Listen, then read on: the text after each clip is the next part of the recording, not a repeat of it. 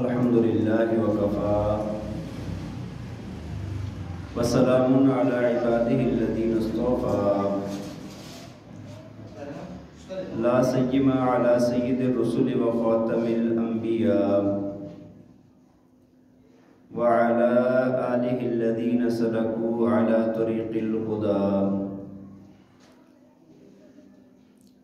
اما بعد فاعوذ باللہ من الشیطان الرجیم. بسم اللہ الرحمن الرحیم. او کالذی مر علی قریہ وہی خاویۃ علی عروشها قال انا یحیی ہذہ اللہ بعد موتها فأماته الله 100 عام ثم بعثا قال كم لبثت قال لبثت يوما أو بعض يوم قال بل لبثت 100 عام فانظر إلى طعامك وشرابك لم يتسنى وانظر إلى حمارك ولنجعلك آية للناس وانظر إلى العظام كيف ننشزها ثم نكسوها لحما فلما تبين له قال أعلم أن الله على كل شيء قدير. صدق الله العظيم وصدق رسوله النبي الكريم ونحن على ذلك لمن الشاهدين والشاكرين والحمد لله رب العالمين. یا رب صلی وسلم دائما ابدا علی حبیبک خیر الخلق کلہم هو الحبیب الذی ترجى شفاعته لكل حول من الاحوال مقتحم. رب اشرح لي صدری ويسر لي امری واحلل عقدة من لسانی یفقهوا قولی. رب زدنی علما رب زدنی عملا سبحانك لا علم لنا إلا ما علمتنا إنك أنت العليم الحكيم. محبت اور شوق کے ساتھ درود پاک پڑھ لیں. اللهم صل على سيدنا ومولانا محمد وعلى آل سيدنا ومولانا محمد وبارك وسلم. اللهم صل على سيدنا ومولانا محمد وعلى آل سيدنا ومولانا محمد وبارك وسلم. اللهم صل على سيدنا ومولانا محمد وعلى آل سيدنا ومولانا محمد وبارك وسلم.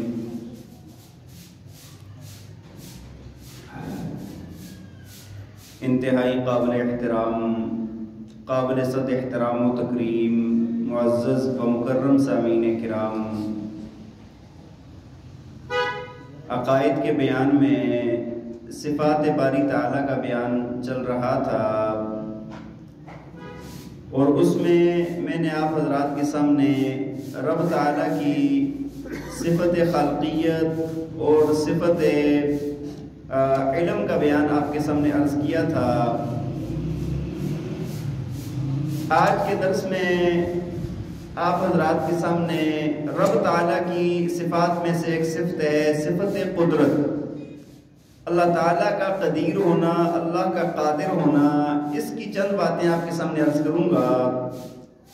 دیکھیں، اللہ تعالیٰ کی ذات جیسے لامحدود ہے، اسی طرح اللہ تعالیٰ کی صفات بھی لامحدود ہیں، اور لامحدود چیز کا بیان مکمل کرنا یہ ناممکن بات ہے، محال بات ہے. تو جیسے اللہ تعالیٰ کی اور صفات لامحدود ہیں، اسی طرح اللہ تعالیٰ کی صفت قدرت بھی لامحدود ہے، اس کی کوئی حد نہیں ہے. ہاں یہ ہے کہ اللہ تعالیٰ کی صفت کو بندہ نشانیوں کے ساتھ پہچان سکتا ہے کہ اس کی نشانیاں بیان کر کے اس کی کچھ نہ کچھ معلومات انسان کو آ سکتی ہے. تو اللہ تعالیٰ کی صفت قدرت کا بیان کرنا تو محال اور مشکل ہے. ہاں اس کی چند صفات آپ کے سامنے عرض کر دیتا ہوں. انشاءاللہ اللہ تعالیٰ کی صفت قدرت کو سمجھنے میں آسانی ہوگی اور انشاءاللہ کچھ نہ کچھ سمجھ ضرور آئے گی۔ اور ان صفات میں سے بھی، نشانیوں میں سے بھی میں صرف آپ کے سامنے 3 نشانیاں اللہ تعالیٰ کی قدرت کی عرض کروں گا۔ سب سے پہلی نشانی اللہ تعالیٰ کا کہ اللہ تعالیٰ ہر چیز پر قادر ہے، اور ایسا قادر ہے کہ اس کے کام میں کوئی رکاوٹ نہیں بن سکتا، اور جو چاہے جب چاہے جیسے چاہے وہ کر سکتا ہے۔ کوئی رکاوٹ، کوئی مخلوق، کوئی چیز اس کے کام میں رکاوٹ نہیں بن سکتی۔ ان اللہ علی کل شیء قدیر، اللہ ہر چیز پر قادر ہے۔ فعال لما یرید، جو چاہتا ہے وہ کرتا ہے۔ تو اللہ تعالیٰ کی قدرت کی جو نشانی ہے اس میں سے پہلی نشانی اللہ تعالیٰ کی مخلوقات ہیں۔ وعلیکم السلام۔ اعوذ باللہ۔ تو بات یہ عرض کر رہا تھا کہ اللہ کی قدرت کی نشانیوں میں سے پہلی نشانی کیا ہے؟ اللہ تعالیٰ کی مخلوقات ہیں۔ جس طرح کہ صفت خالقیت کے اندر تفصیل کے ساتھ میں نے آپ کے سامنے عرض کیا ہے، دیکھیں اللہ کی مخلوقات کو دیکھ کر اللہ کی قدرت کا پتہ چلتا ہے۔ اللہ تعالیٰ نے تنے تنہا اتنے بڑے بڑے آسمانوں کو پیدا فرما دیا، 7 زمینوں کو پیدا فرما دیا، اتنے بڑے بڑے پہاڑ، دریا، بحر و بر پیدا فرما دیے، اتنی عجیب و غریب مخلوقات کو اللہ نے پیدا فرما دیا۔ تو یہ اس مخلوق پر غور کرنے سے انسان کو پتہ چلتا ہے کہ رب تعالیٰ کی ذات ہر چیز پر کیا ہے؟ قادر ہے۔ ورنہ میں نے آپ کو عرض کیا تھا کہ بھائی ساری مخلوقات مل کر کے بھی ایک کنکر نہیں پیدا کر سکتی۔ جو رب اتنے بڑے بڑے پہاڑ پیدا کر سکتا ہے جو ہمارے حساب سے بہت ہی لامحدود ہیں، لیکن اللہ کے مقابلے میں تمام کائنات کی طاقتیں مل کر ایک کنکر نہیں پیدا کر سکتی۔ رب تعالیٰ کی ذات نے اتنے بڑے بڑے باغات، درخت، جنگلات پیدا کر دیے، تمام انسانیت، تمام مخلوق لگ کر ایک تنکا نہیں پیدا کر سکتی۔ اللہ تعالیٰ نے قرآن پاک میں فرمایا نا فَأَنبَتْنَا بِهِ حَدَائِقَ ذَاتَ بَهْجَةٍ مَا كَانَ لَكُمْ أَن تُنبِتُوا شَجَرَهَا۔ فرمایا کہ رب کی ذات وہ ہے جس نے تمہارے لیے ہرے بڑے باغات پیدا فرمائے ہیں، گھنے باغات پیدا فرمائے ہیں، اور تم سارے مل کر کے بھی ایک درخت نہیں پیدا کر سکتے۔ تو بہرحال اس سے اللہ تعالیٰ کی قدرت کا پتہ چلتا ہے کہ وہ رب ایسی قادر ذات ہے، ایسی قدرت والی ذات ہے، طاقت اور عظمت والی ذات ہے کہ اللہ نے ایسی مخلوقات کو پیدا کیا ہے۔ اگر انسان غور اور فکر کرے تو اللہ کی قدرت کی سمجھ آتی ہے۔ اچھا، دوسری چیز ہے کہ اللہ تعالیٰ کی ذات قادر مطلق ہے، اس کی ایک نشانی یہ بھی ہے کہ دیکھیں تمام مخلوقات نا کسی کام کی تکمیل میں اللہ کی مشیت کی مجبور ہے۔ جب تک اللہ کی مشیت نہیں ہوگی کام نہیں ہوگا، اور رب تعالیٰ جب کوئی کام کرتا ہے کسی کی مشیت ہو یا نہ ہو، کوئی چاہے یا نہ چاہے وہ کر دیتا ہے، اس کے لیے کوئی رکاوٹ ہے۔ لیکن انسان تمام اسباب جمع کرنے کے باوجود بھی اللہ کی مشیت کا محتاج ہوتا ہے جب تک اللہ نہیں چاہے گا کام۔ دیکھیں نا آپ کہ جب فرعون کو نجومیوں نے بتایا کہ ایک بچہ آئے گا بنی اسرائیل کا جو آپ کی سلطنت کو ختم کر دے گا، آپ کی بادشاہت کو ختم کر دے گا، تب جا کر نا فرعون کو بڑے پسینے آئے تھے۔ فرعون بڑا پریشان ہو گیا تھا۔ دیکھیں کوئی بھی بادشاہ ہوتا ہے، حکمران ہوتا ہے، جب اس کو اپنے اقتدار کا خطرہ پڑ جائے نا تو اس کو یہ سمجھے نا اس کی نیندیں حرام ہو جاتی ہیں۔ اب حال ہی میں دیکھ لیں، پیچھے سے دیکھ لیں، نواز شریف کو جب خطرہ پڑا تھا کیا کچھ کر رہا تھا، زرداری کو پڑا تھا کیا کچھ کر رہا تھا، پرویز مشرف صاحب کیا کر رہے تھے۔ اسی طرح آپ دیکھیں عمران خان کیا کچھ کرتا رہا ہے۔ جب خطرہ پڑ جاتا ہے نا اقتدار کا تو وہ ہر ممکن کوشش کرتے ہیں اپنے اقتدار کو بچانے کے لیے۔ اسی طرح جب فرعون نے سنا نا میرا اقتدار ختم ہو جائے گا، میری بادشاہت ختم ہو جائے گی، تو اس کی نیندیں اڑ گئی اور دن رات اس نے ایک کر لیے، اور اس کے لیے اس نے حربہ کا استعمال کیا۔ فرعون نے یہ کیا کہ اس نے بنی اسرائیل کے بچوں کو ذبح کرنا شروع کیا، کوئی بچہ پیدا ہوگا اس کو ذبح کر دیا جائے گا۔ اور اتنا بڑا درندہ کہ اس نے 70,000 بچے ذبح کیے ہیں، اور بعض روایات میں 90,000 بچے ذبح کیے ہیں۔ ہاں جی، اچھا پھر لوگوں نے مشورہ دیا کہ دیکھیں یہ تو ہمارے خادم ہیں، ہماری خدمت کرنے والے ہیں، بچوں کو ذبح کر رہے ہیں آپ، یہ جو بھی جوان ہیں بوڑھے ہو جائیں گے، بوڑھے مر جائیں گے تو کل ہماری خدمت کون کرے گا؟ اس نے کیا کیا کہ اس نے کہا چلو 1 سال زندہ چھوڑو، 1 سال قتل کرو۔ وہ کہتے ہیں نا جب رب اللہ تعالیٰ کی ناراضگی آتی ہے نا تو بندے کو عقل نہیں رہتی، پھر وہی اللہ اس سال بھی تو پیدا کر سکتا ہے اس کو نا جس سال تو زندہ چھوڑ رہا ہے۔ ہاں، رب تعالیٰ کی ذات جب ناراض ہوتی ہے کسی سے نا اس کی عقل ختم ہو جاتی ہے، اس کی عقل کام نہیں کرتی پھر۔ تو اب اس نے یہ اپنا ایک نظام بنایا کہ بھئی 1 سال بچوں کو قتل کر رہے ہیں، 1 سال بچوں کو زندہ چھوڑا جا رہا ہے۔ اب اگر اللہ تعالیٰ چاہتے تو موسیٰ علیہ السلام کو اسی سال میں پیدا فرماتے جس سال میں کیا کر رہا تھا؟ زندہ چھوڑ رہا تھا، لیکن رب تو قادر ذات ہے نا، اسی کو تو قدیر کہتے ہیں نا۔ اسی سال پیدا کیا جس سال بچے قتل کرنے تھے، اور پھر اس سال پیدا کر کے اللہ تعالیٰ چاہتا اس کو خفیہ رکھ لیتا، چھپا کے کدھر وہ پرورش ہو جاتی، بڑے ہو جاتے۔ نہیں، ایسے بھی نہیں کیا اللہ تعالیٰ نے، بلکہ اللہ تعالیٰ نے موسیٰ علیہ السلام کو فرعون کے محل کے اندر بھیجا کہ میں رب ہوں، تیرے محل میں اس کی پرورش کرا کر دکھاؤں گا میں، جس کی وجہ سے تو نے سینکڑوں ہزاروں بچے تو نے قتل کر دیے ہیں، اسی موسیٰ کو تیرے محل کے اندر تیرے کھانے پر پل کر وہ جوان ہوگا۔ 30 سال کی عمر تک موسیٰ علیہ السلام فرعون کے محل میں رہے ہیں۔ تو اب فرعون نے ادھر سے اپنی طاقت لگا دی کہ بھئی میں موسیٰ علیہ السلام کو ختم کر دوں، اس کی وجہ سے بچے ذبح کرا دیے، لیکن اللہ تعالیٰ کی قدرت یہ ہے کہ اللہ نے یہ چاہا کہ میں نے اس کو کیا رکھنا ہے؟ زندہ رکھنا ہے۔ تو یہ اللہ کی قدرت کی نشانی ہے۔ اللہ اپنے ارادوں میں کسی کی مشیت، کسی کے ارادے کا محتاج ہے۔ اسی طرح آپ دیکھیں جب حضرت ابراہیم علیہ السلام کو نمرود نے آگ میں پھینکا، دیکھا بھائی کہ یہ بندہ ہماری حلق کی ہڈی بنتا جا رہا ہے۔ ہاں، نمرود بڑا پریشان ہو گیا، جب سارے حربے استعمال کیے کوئی حربہ نہ چلا ابراہیم علیہ السلام پر۔ اس نے آخر میں یہ کیا کہ اس نے کہا جی آگ جلائی جائے، آگ جلانے کے بعد اس کے اندر ابراہیم علیہ السلام کو پھینکا جائے اور پھر بات ختم ہو جائے گی۔ اچھا، آگ ایسی جلائی نا کہ جو مہینوں تک اس کو جلاتے رہے ہیں آگ کو، اور اس کے شعلے آسمان سے باتیں کر رہے تھے، کوئی پرندہ اوپر سے نہیں گزر سکتا تھا، اتنی ہوا میں اتنی اس کے شعلے تھے آگ کے۔ اور پھر حضرت ابراہیم علیہ السلام کے کپڑے اتار کر آگ کو اس آگ کے اندر پھینکا گیا۔ اب آگ کا کام تو جلانا ہے نا، آگ کا کام کیا ہے؟ وہ یہ نہیں سوچتی کہ بھائی یہ کون ہے کون نہیں ہے، لیکن رب کہتا ہے میں بھی تو قادر ہوں نا۔ رب کیا کہتا ہے؟ میں بھی تو، مجھے قدیر کیوں کہتے ہیں؟ میں قادر ہوں، میں قادر ہوں۔ اللہ نے حکم دے دیا یا نار کونی بردا وسلاما علی ابراہیم۔ ہاں، وہ کہہ رہے ہیں قالوا حرقوه وانصروا آلہتکم، ادھر سے مشرک کہہ رہے ہیں اس کو جلا دو، اپنے معبودوں کی مدد کرو۔ اللہ کہہ رہے ہیں قلنا یا نار کونی بردا وسلاما علی ابراہیم۔ اللہ فرما رہے ہیں کہ آگ ٹھنڈی ہو جا، میرے ابراہیم کو جلانا تو دور کی بات ہے، اس کا ایک بال بھی نہیں جلنا چاہیے۔ اور 40 دن تک اسی آگ میں ابراہیم علیہ السلام موجود ہیں۔ ابراہیم علیہ السلام کے جسم کا ایک بال تک اس آگ میں نہیں چلا۔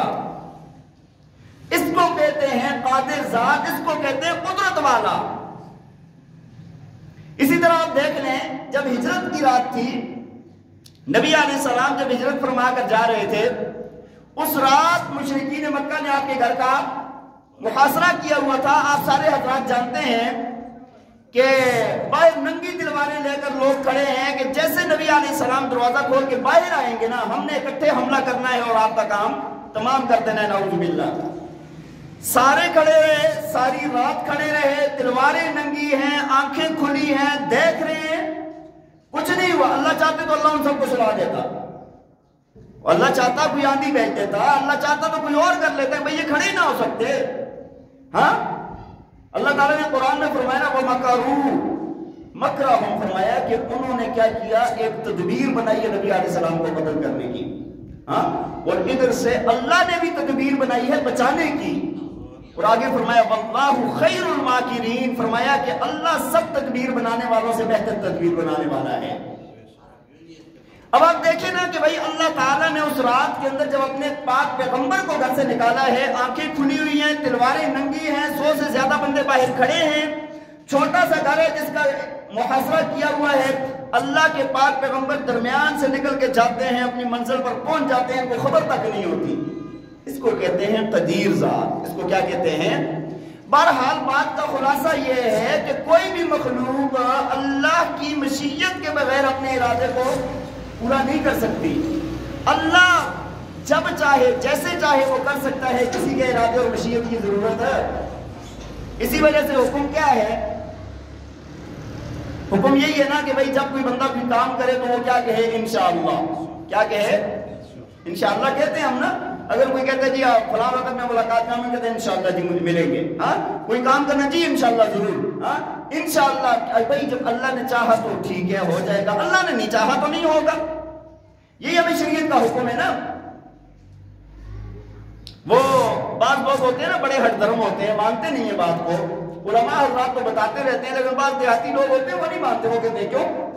وہ ایک مشہور واقعہ ہے نا، ایک بندہ نا منڈی بیل خریدنے کے لیے جا رہا تھا، تو مولوی صاحب سے ملاقات ہوگی، کدھر جا رہے جی؟ کہا جی بیل خریدنے جا رہا ہوں، بیل خرید کے لاؤں گا، واہ واہ بیل خرید کے لاؤں گا میں۔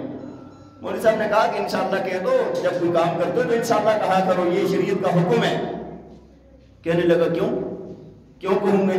پیسے میرے اپنے، ہاں جی پیسے میرے اپنے ہیں، سب کچھ جیب بھری ہوئی ہے میری، ایک نہیں 2 بیل خرید سکتا ہوں ان پیسوں سے، میں انشاءاللہ کیوں کہوں میں؟ مولوی صاحب نے سمجھایا، نہ سمجھا دیہاتی بندہ تھا، چلا گیا جا کے منڈی میں بیل ڈھونڈ رہا تھا، بیل خریدا۔ ادھر اس کو پتہ ہے نا وہ جیب کترے بھی پھرتے ہیں، ہاں جی وہ کسی جیب کترے نے اس کا جیب کاٹ لیا۔ تو جب بیل خریدا دیکھا تو جیب میں پیسے نہیں ہے، جیب کٹ چکی ہے۔ واپس خالی ہاتھ جب آیا محلے میں، سر نیچے جھکا ہوا، نماز میں آ رہا ہے، کونے میں کھڑا ہو رہا ہے، نماز بڑے خشوع خضوع سے پڑھ رہا ہے، واپس جا رہا ہے۔ مولوی صاحب ان سے ملے کہ یار بیل لایا ہے، دکھایا نہیں آپ نے، کیسا بیل ہے کیسا ہے؟ کہتے جی انشاءاللہ میں منڈی گیا تھا، ہاں جی انشاءاللہ وہاں پر جا کر میں نے بیل بھی ڈھونڈے ہیں، اور انشاءاللہ پھر مجھے ایک بیل بہت پیارا مل بھی گیا، اور انشاءاللہ جب میں نے اپنے جیب میں ہاتھ ڈالا تو انشاءاللہ میرے پیسے نہیں تھے۔ اور بات سمجھ آ رہی ہے کہ نہیں؟ انشاءاللہ میرے پیسے نہیں تھے۔ تو بھائی بات یہ ہے کہ انشاءاللہ میرے پیسے نہیں تھے بعد میں کہنے کے بجائے پہلے ہی کہا کریں کہ جب اللہ کی مشیت ہوگی تو یہ کام ہوگا، اللہ کی مشیت نہیں ہوگی تو وہ بات لوگ نا ویسے ہی میں نے آپ کو بتایا نا کس طرح کے ہوتے ہیں، وہ بات کو سمجھتے نہیں ہیں۔ مولانا اشرف تھانوی صاحب رحمہ اللہ کی ایک کتاب میں نے واقعہ پڑھا تھا بہت پرانا، کہتے ہیں ایک بندہ نا اس کے ذہن میں ایک بات بیٹھ گئی، سب کچھ اللہ کا ہے، سب کچھ کس کا ہے؟ اللہ کا ہے، اس کا کوئی مالک نہیں ہے، اس کا مالک کون ہے؟ اللہ ہے۔ اچھا وہ نا بڑا ہٹ دھرم بن گیا اس بات کو سوچ کے، وہ جو چاہتا آپ کے جوتے پڑے اٹھا کے لے جائے کہ بھائی یہ تو اللہ کے ہیں، ہاں اللہ کا مال ہے بھائی، کوئی چیز پڑی ہے، کسی کا کوئی چیز کھڑی ہے، اٹھایا لے گیا۔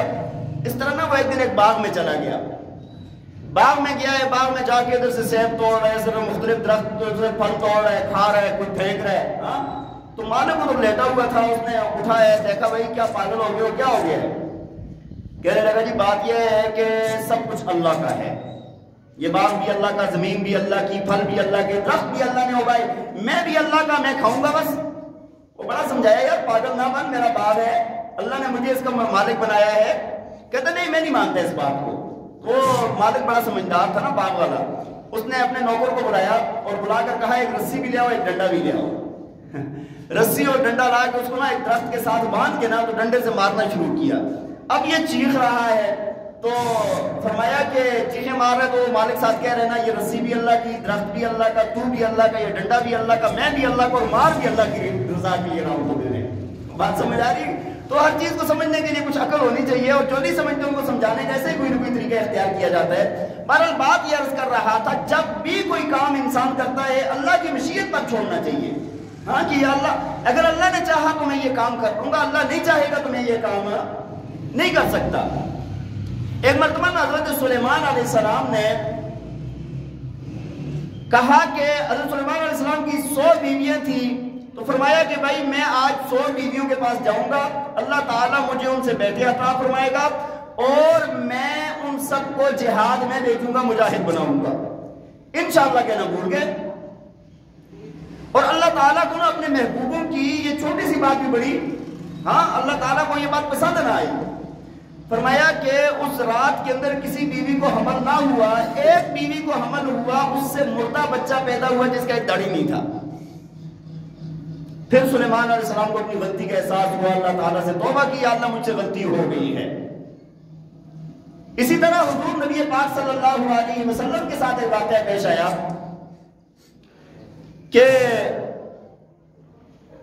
مشرکین آئے آپ کے پاس، آ کر سوال کیا روح کیا چیز ہے، ذوالقرنین کون تھے، اصحاب کہف کون تھے، 3 سوال کیے انہوں نے، اور یہود نے ان کو سکھائے تھے کہ یہ سوال کریں، ان سوالوں کا جواب نہیں دے سکیں گے۔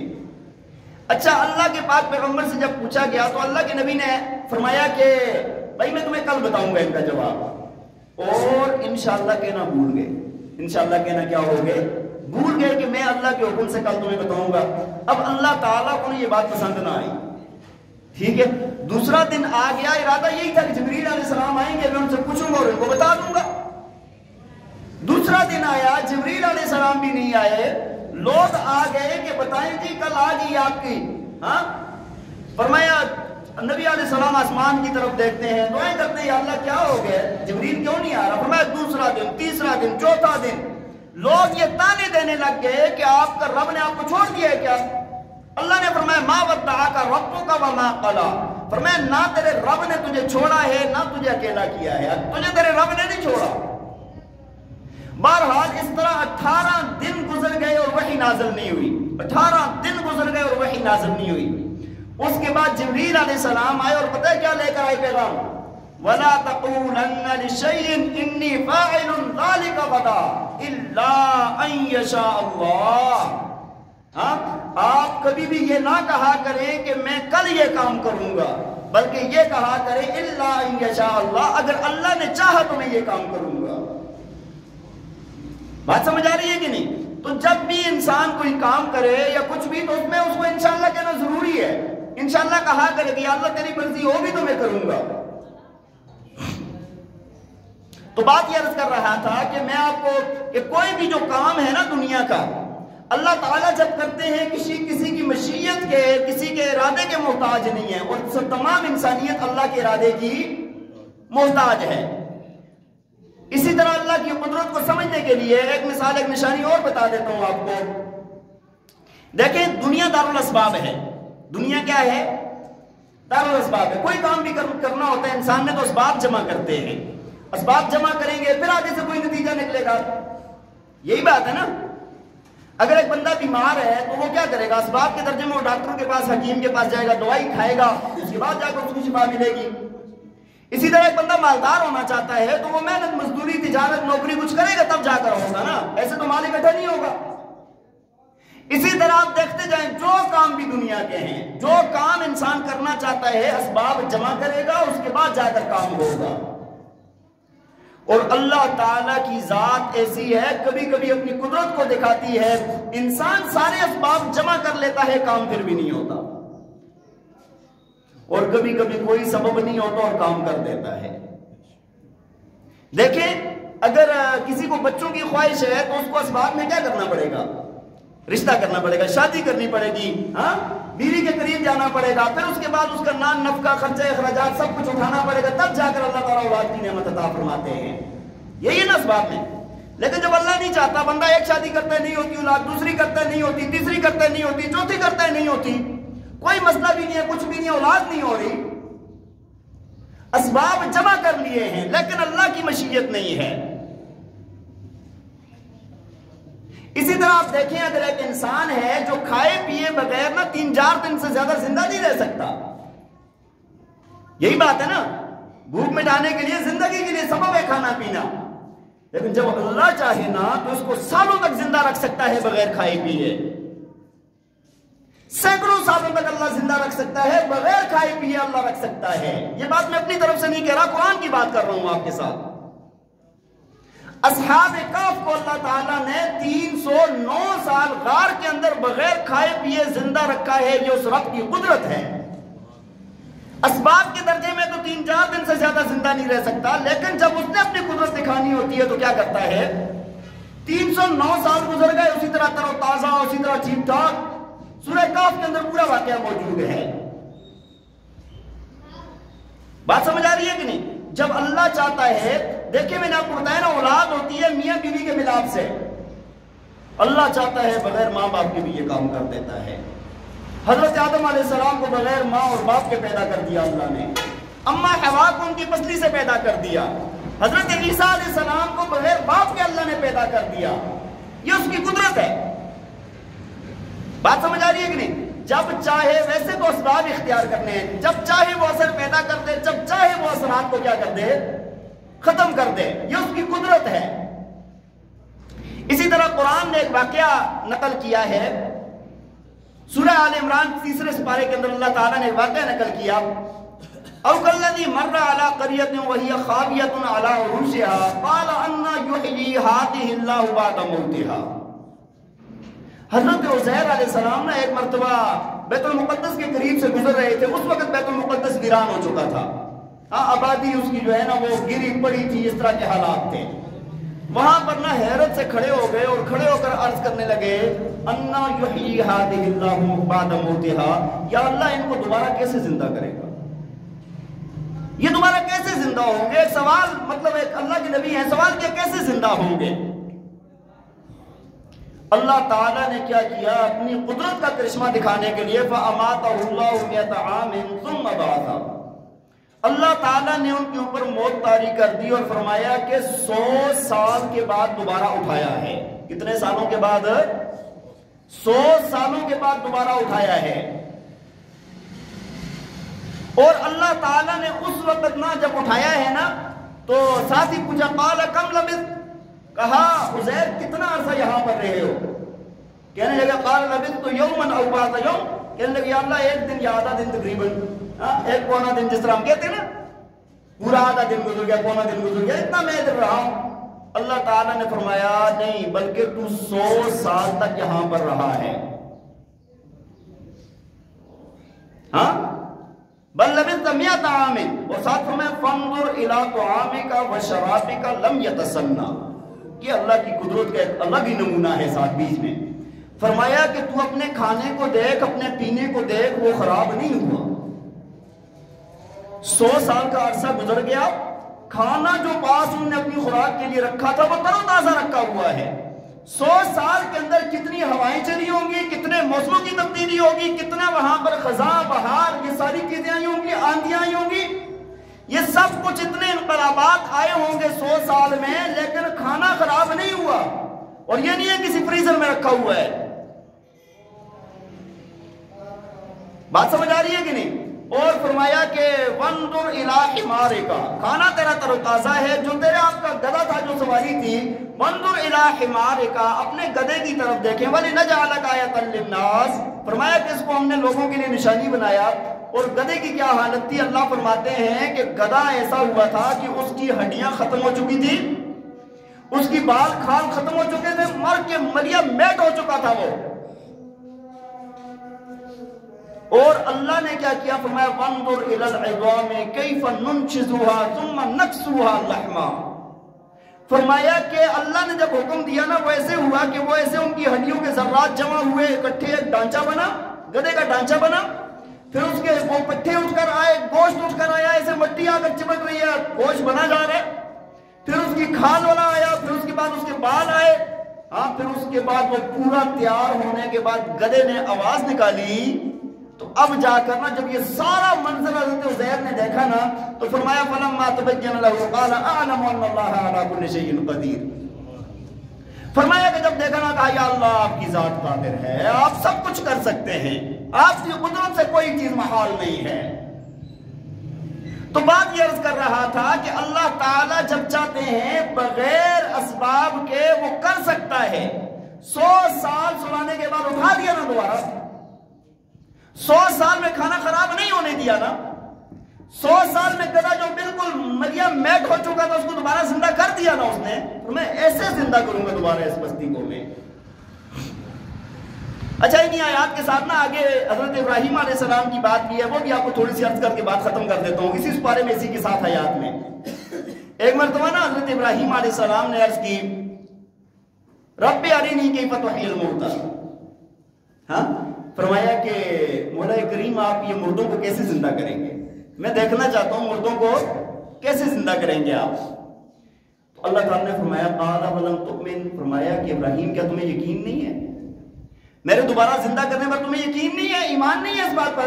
قال بلا، یا اللہ ہے کیوں نہیں ہے، یا اللہ آپ کی قدرت پر یقین ہے، آپ زندہ کریں گے پکا پتا ہے، ولکن لیطمئن قلبی، لیکن اطمینان قلبی کے لیے، ہاں میں دیکھ لوں گا یا اللہ آپ کیسے زندہ کریں گے دوبارہ، میں دیکھنا چاہتا ہوں اس آپ کی اس قدرت کو، مجھے تو یہ پتا ہے کہ آپ زندہ کریں گے۔ تو پیغمبر چونکہ اللہ تعالیٰ کے بڑے قریبی ہوتے ہیں، اللہ کے دوست ہوتے ہیں، ہاں لاڈلے ہوتے ہیں، تو اللہ تعالیٰ بعض دفعہ انبیاء کی ایسی باتوں کو پورا فرما دیتے ہیں۔ اللہ تعالیٰ نے فرمایا اچھا ابراہیم میری یہ قدرت دیکھنا چاہتا ہے نا، آپ ایسے کریں کہ آپ 4 پرندے لیں، ہاں 4 پرندوں کو اپنے ساتھ عادی کریں، ایسا عادی کریں کہ جب آپ ان کو آواز دیں تو آپ کی طرف آئیں۔ 4 پرندے، ایک کا نام ایک، دوسرے کا دوسرا، تیسرے کا تیسرا، چوتھے کا چوتھا۔ اور پھر اس کے بعد کیا کریں کہ آپ ایسے کریں کہ جب وہ آپ کے ساتھ ایسے عادی ہو جائیں نا، ان کے بعد ان تیروں کو ذبح کر دیں، 4 کو ذبح کر دیں، ذبح کرنے کے بعد ان کو قیمہ قیمہ کر دیں، اور فرمایا کہ پھر ان کے گوشت کو نا ایسے ایک گوشت اٹھا کے ایک پہاڑ پر رکھ لیں، دوسرے پر، تیسرے پر، چوتھے پر، اس طرح پہاڑوں پر ان کا گوشت رکھ لیں، پھر ایک سر پکڑیں، ہاں جو پرندہ ہونا جس کا نام رکھا تھا آپ نے، یہ مثال دیتا ہوں، مینا رکھا ہے، مثال دیتا ہوں میں، ہاں تو ایسے رکھے نا کہ مینا آ جائے، تو ایسے سر رکھے، فرمایا کہ وہ مختلف پہاڑوں سے نا وہ سارے گوشت کے وہ ذرات اڑتے ہوئے، وہ پر اور وہ ساری چیزیں اڑتے ہوئے اکٹھی ہوتی تھی فضا کے اندر، اور اکٹھی ہو کر بغیر سر کے اڑ کر آ کے سر کے ساتھ جڑ جاتی تھی۔ ایک پرندہ اس طرح، دوسرا اس طرح، تیسرا اس طرح، چوتھا اس طرح، ہاں تو آگے کیا فرمایا، جب یہ رب کی قدرت دیکھی نا، اعلم ان اللہ عزیز الحکیم، یا اللہ آپ کی ذات نا بڑی زبردست ہے، بہت طاقت اور قوت والی ہے اور حکمت والی ہے۔ بہرحال بات یہ عرض کر رہا تھا کہ اللہ کی صفات میں سے ایک صفت میں نے آپ کے سامنے عرض کی کہ اللہ کی ذات قادر ہے، قادر مطلق ہے، قدیر ذات ہے۔ تو میں نے آپ کو یہ عرض کی کہ انسان جتنے بھی ہیں نا، ان کی کسی چیز پر قدرت میں اور رب تعالیٰ کی قدرت میں یہ فرق ہوتے ہیں۔ انسان کو اسباب جمع کرنے پڑتے ہیں، اللہ کے لیے اسباب کی ضرورت ہے، اسباب کے اندر اثرات ہوتے ہیں، اللہ کبھی اثرات چھوڑتے ہیں، کبھی ان کو کیا کر دیتے ہیں، ختم کر دیتے ہیں۔ اللہ تعالیٰ ہمیں عمل کرنے کی توفیق عطا فرمائے۔ وآخر دعوانا